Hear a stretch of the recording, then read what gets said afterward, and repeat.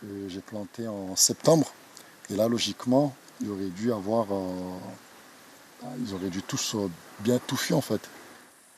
Soumaïla Anouar-Moueva, agriculteur à Kombani, a misé tous ses espoirs dans la production du moringa. C'est considéré comme étant un complément alimentaire qui est très riche, notamment en calcium et autres.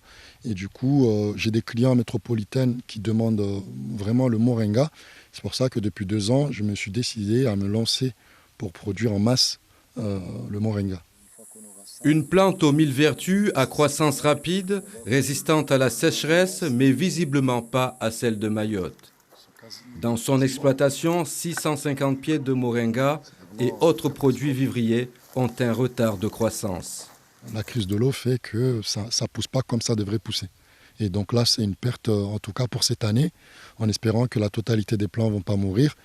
Une année noire pour l'agriculteur. Sa distillerie de fleurs d'ylang est aussi impactée par la sécheresse. Je suis contraint de distiller que 2 heures, parce que 2 heures, c'est le temps que cette eau qui est là chauffe.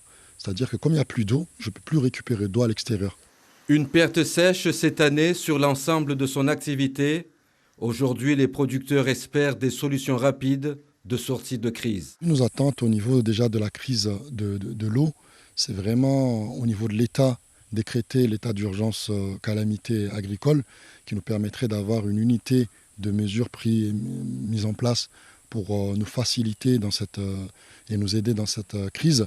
Et au niveau du département, voir avec eux des solutions à court terme et moyen terme. Des solutions à court terme comme la réhabilitation des anciennes installations et un réel soutien au préfinancement de projets modernes liés à l'eau comme les générateurs d'eau atmosphérique.